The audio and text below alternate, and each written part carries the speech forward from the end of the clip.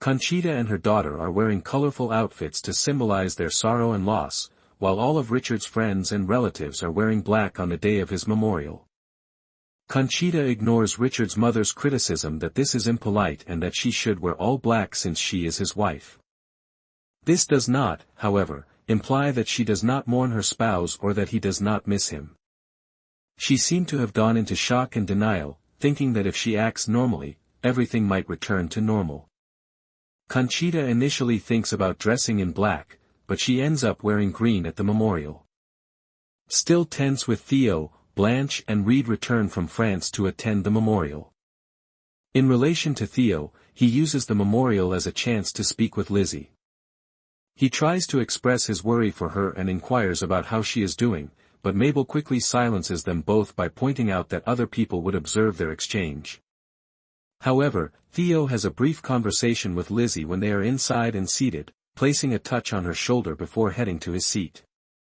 Little mini sobs can be heard from the adjacent room as the memorial commences and the minister begins discussing Richard. Richard sends Conchita an unexpected letter. When Conchita gets up to visit her daughter, Richard's mother interrupts and chastises her for making the infant so reliant on her. Conchita lashes out as a result, pointing out that Richard would have detested the ceremony because it was being conducted at his alma mater, a place he personally disliked. Ginny chases after Conchita as she exits, attempting to ascertain whether Conchita is upset with her because her husband killed Richard. In a harsh response to her insensitivity, Conchita notes that she does hold her accountable, not for Richard's passing, but rather for the way she was treated afterward over how she ought to act as a widow. The girls appear to be too far apart at the moment, but they patch things up when Conchita visits Ginny's room later with a cake. Honoria also helps to calm Conchita's emotions by giving her the letter Richard wrote to his sister when he was still in New York and had recently met his future wife. For the first time in weeks, she breaks down in tears as she reads her late husband's remarks about how much he loved and adored her. As Richard would have desired, Conchita also urges her sister-in-law to pursue her own life and quit worrying about her mother. Honoria gains the confidence to inform her mother that she is going to France as a result. The daughter approaches Mabel, who is seated there with Conchita, Lizzy, and Ginny, and gives her a kiss after her mother dismisses her, saying that Honoria has never surprised her. Undoubtedly, everyone is taken aback, particularly Honoria's mother, who realizes that she may not have truly known her daughter. In the meantime, Blanche goes back to Tintagel to reconcile with her son. He initially snaps at her for keeping him in a toxic marriage and preventing him from spending time with Lizzy, whom he loves. She responds that she was loyal to her kid, who meant more to her than anything else, when he questions why she didn't visit Reede after her husband passed away. The mother and son eventually mend their differences when this breaks down the wall between them. Patty's divorce battle causes serious arguments. Nan is dealing with her own maternal problems while Theo reconciles with his mother.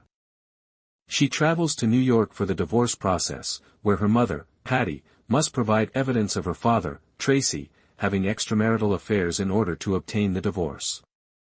Regretfully, Tracy has no intention of making Patty's situation any simpler.